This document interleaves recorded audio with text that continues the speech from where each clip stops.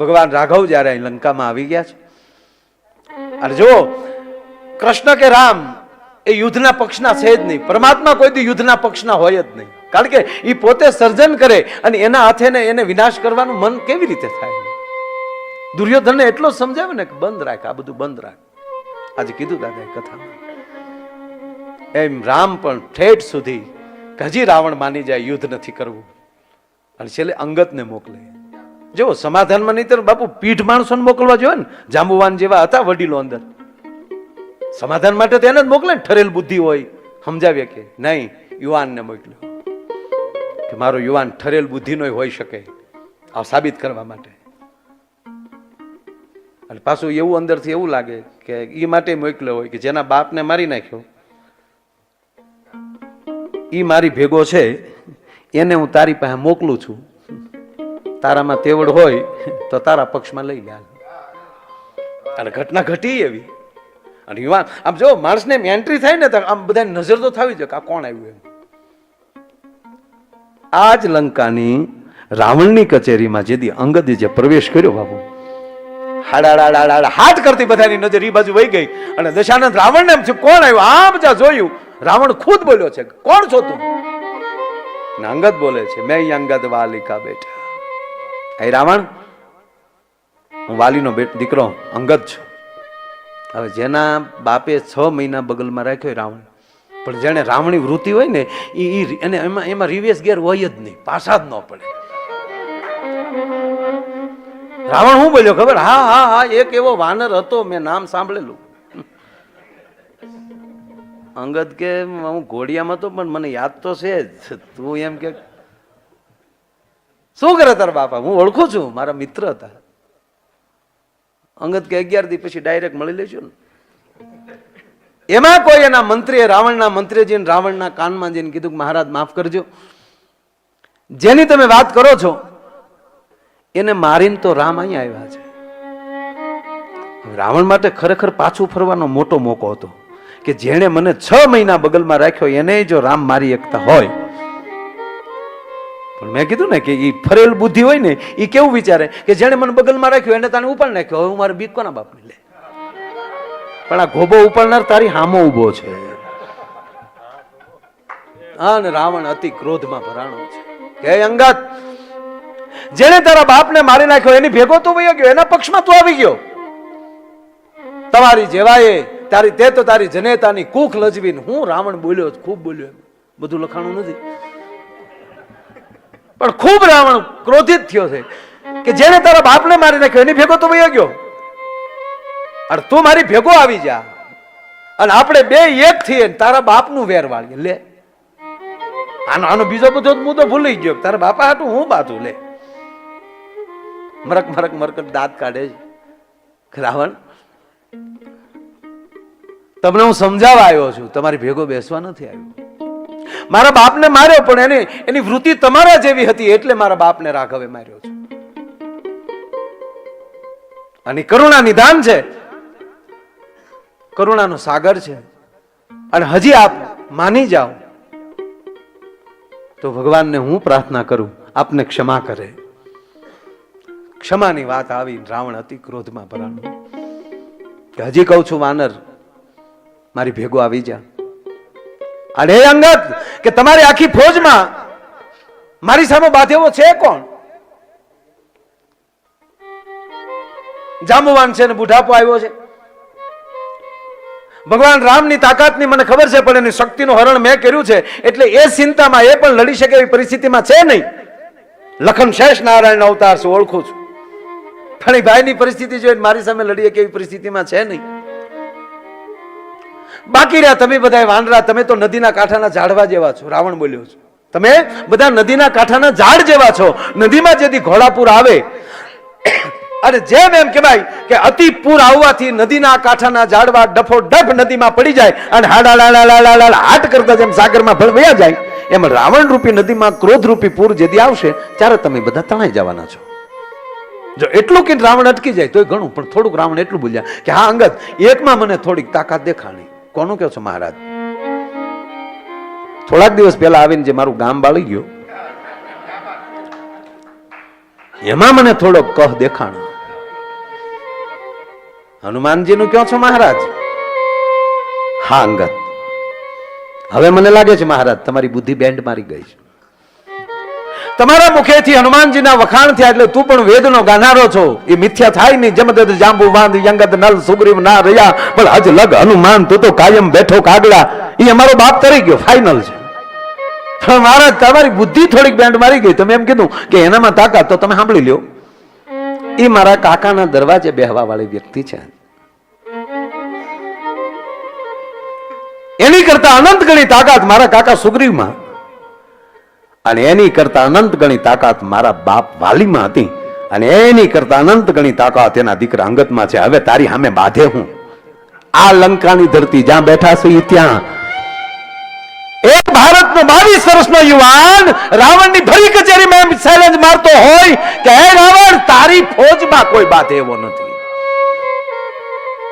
અને તારી સામે હવે લડવું નથી.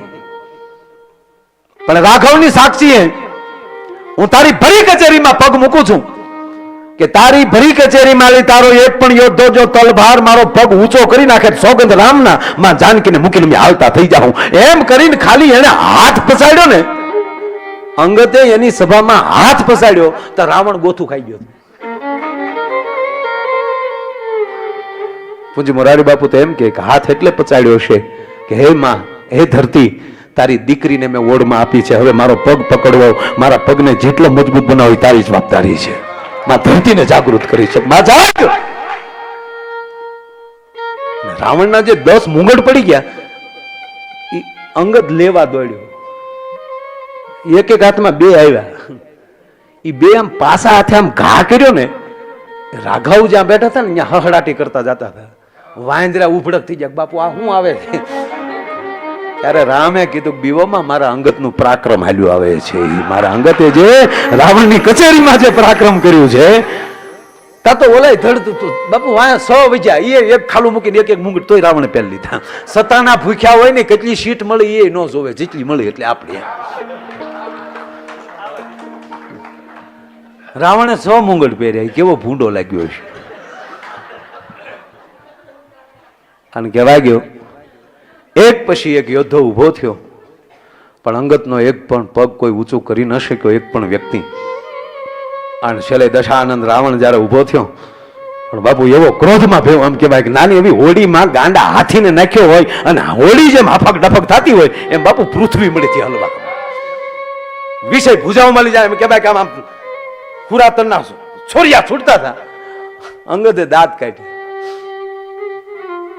લંકેશ મહારાજ, મારા પગ પકડવા આવો છો એની કરતા એકવાર રાઘવના પકડી લ્યો ને તમારો બેડો પાર થઈ જાય.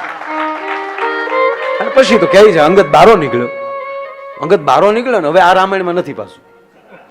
ન્યા પત્રકારો આવ્યા.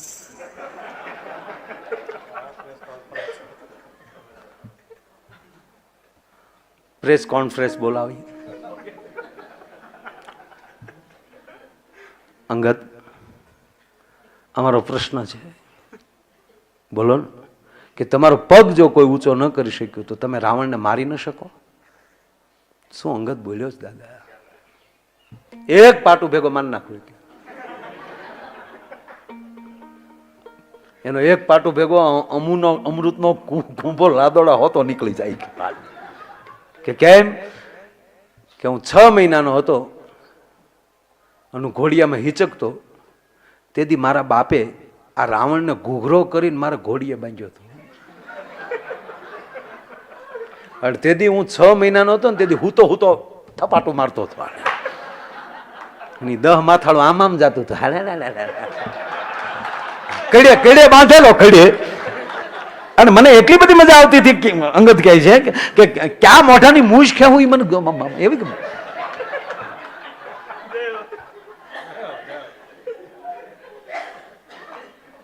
અને હવે તું એવડો થઈ ગયો છું કે એક થપાટ મૂકું ને તો 320 દાંતનો ઢીગલો કરી નાખવાનો. બરાબર છે ને ગણિત? 32 ગુણ્યા 10. પાછું હું નિશાળે ગયો તેથી પાછું નહોતું કઈ ભણવાનું. એક થપાટ ભેગો, એક પાટું ભેગો માર નાખો તો તે માર્યો કેમ નહીં? તક મારું તો જેને મારવા માટે મારા બાપ રાઘવે છે અયોધ્યાથી અહીંયા ધક્કો માર્યો ખાધો ને એ મારા પ્રભુનું માધ્યમ ન ઘટે એ માટે મેં એના માટે રહેવા દીધો છે. જીવન જેટલું કહેવાનો મતલબ કેટલું જીવાય મહત્વનું નથી. સ્વામી વિવેકાનંદ 40 વર્ષની ઉંમરે વ્યા જાય. આપણો દાદો જગતગુરુ શંકરાચાર્ય 32 વર્ષની ઉંમરમાં જો એની લીલા હકેલી લઈને હજી જગત એને ભૂલતું ન હોય. કૃષ્ણ 11 વર્ષ જ ગોકુળમાં રહ્યા અને આજે વ્રજ હજી ગાંડું છે એના નામે. રોઈ પડે ખાલી નામ લ્યોતા. અને આપણે 80 વર્ષના છે ટપાલીને ખબર નથી આ મરી ગયું ક્યાં રહે. ભાઈ તારે હીરાનો વેપારજી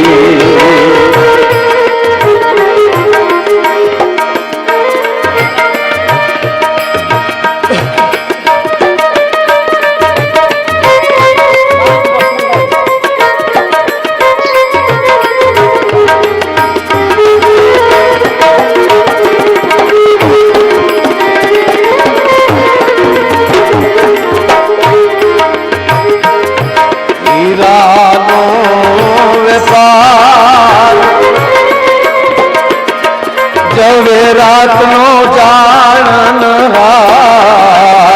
તારે હીરાનો વેપારજી.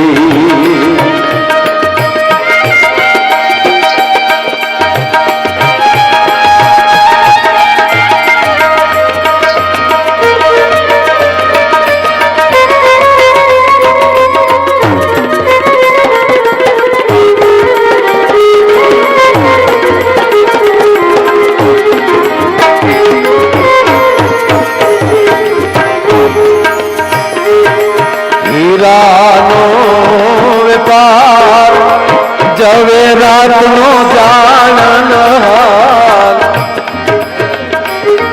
ભાઈ તારે હીરાનો વેપારજી તારે હીરાનો વેપારજી તારે હીરાનો.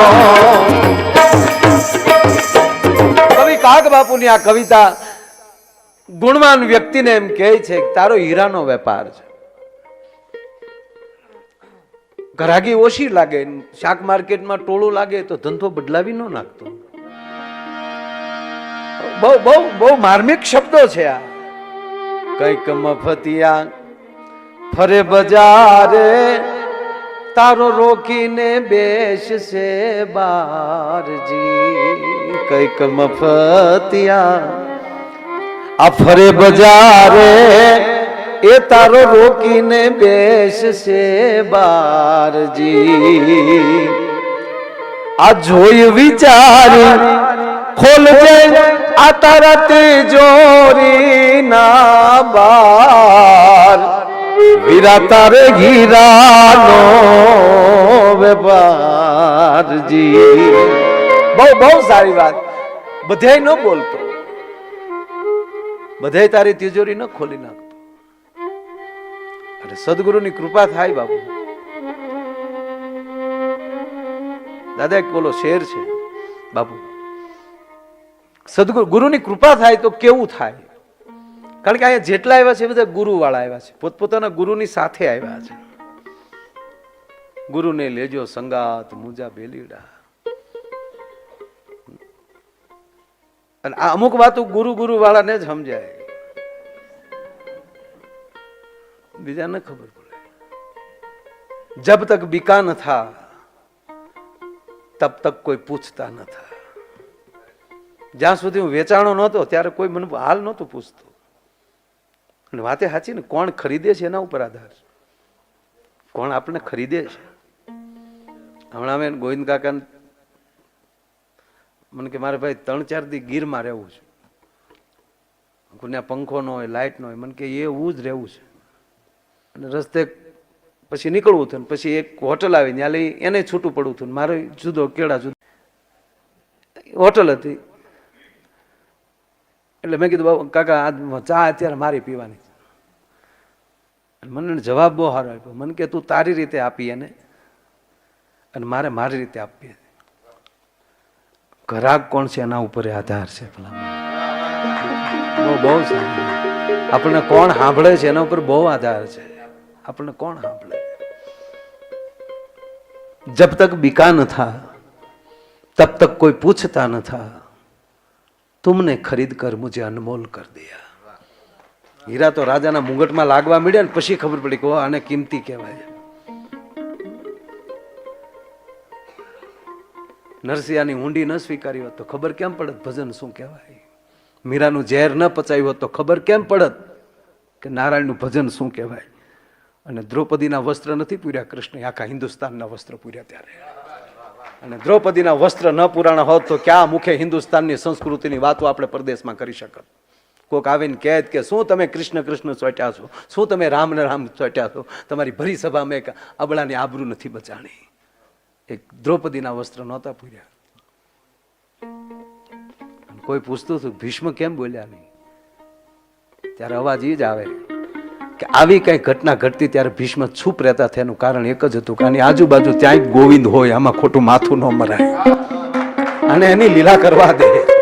નગર 170 વર્ષનો ગંગાનો દીકરો બેઠો હોય તા તેવડ છે કોઈની સામું જોઈ શકાય ભલામણ, પણ મારા ગોવિંદને અહીંયા કાંઈક કરવું લાગે છે. હતો એમાં વિકર્ણ, ભરીસભામાં વિકર્ણ 16મો ભાઈ દુર્યોધનનો, એને કર્ણના પગ ઉપર પગ મારીને કીધું કે એ કર્ણ શું આવી સભામાં બેઠો છો? ભૂલથી જો દ્રૌપદી મને એમ કે બચાવ અને જો ડાગલા ન પાડી નાખું તો વિકર્ણ નહીં. અને આવી સભામાં બેસવાનું? ત્યારે કરણ બોલ્યો છે સાનો મનો બેસ નહીં, ડાપણ છે, બધા ડાપણ છે. ન્યાય કરણનો મને ભરોસો દેખાયો. આ કથા બાપુએ કીધું ને મહાભારત મારી નાખ. મારે જે પ્રસંગમાં જવું છે એમાં જવું છે. થોડુંક હસાવાય છે. આ તો આ ભાગવત આયા ને એ લંકામાં બેઠા એટલે એક બે હારી વાત, બધી હારી જ વાત છે. હું મોડી વાત તો કરતો જ નથી, નબળી વાત જ નહીં. એક ભાઈ દાદા અમને ઘણા કહે જેને પ્રોગ્રામ નથી કરવા, જેને એક રૂપિયો ખર્ચવો નથી, એ હું કે મારા દીકરાઓનું હાલી ગયો ગલોંદામાં હો લે, અમને આમાં ગલોંદામાં હાલી ગયું એમ કે. વાહ! આ દુનિયામાં એક પણ વસ્તુ, એક પણ શબ્દ ખોટો નથી, કારણ કે શબ્દ પણ બ્રહ્મ છે. એને ગલોંદો કહેનારો માણસ એ પણ ધાર્મિક ન હોઈ શકે. એક પણ વસ્તુ ખોટી, કાં ઘટના ઘટી ગઈ છે અને કાં ઘટના ઘટવાની છે. આ બોલા એ વસ્તુ બનતી હોય બનતી જ હોય. બાપુ વર્ષો પહેલા કવિ દાદ બાપુએ કવિતા લખી હતી કે નર્મદા હાલી સાબરમતીને મળવારે લોલ. વર્ષો પહેલા લખ્યું હોય ને કે સાબરમતી નદી ને બેન નર્મદા મળવા આવે છે અને બે બેનડીઓ ભોગાવા ને રાખડી બાંધવા જાય. ભોગાવો નદી, સુરેન્દ્રનગર. હવે આ ત્યારે આ કવિતા લખાણી ત્યારે બધા દાંત જ કાઢ્યા હતા કે દાદ બાપુનું સટકી ગયું લાગે. પણ જ્યારે નર્મદાનું પાણી સાબરમતીમાં નખાણું અને ત્યારે મોદી સાહેબની હાજરીમાં કવિ દાદનું સન્માન કરવામાં આવ્યું હતું અને રૂપાલાજી બોલ્યા હતા કે કવિ દાદ તમે વર્ષો પહેલા લખ્યું હતું, આજે બે બેનડીયું ભેગ્યું થયું અને ન્યાલી પાછી પાઇપલાઇન દ્વારા ભોગાવામાં પાણી નાખ્યું ત્યારે કીધું કે આ બે બેનડીઓ જો રાખડી બાંધવા આવી. કોઈ પણ શબ્દ કવિ એ લખી નાખે છે એ મિથ્યા થતું જ નથી.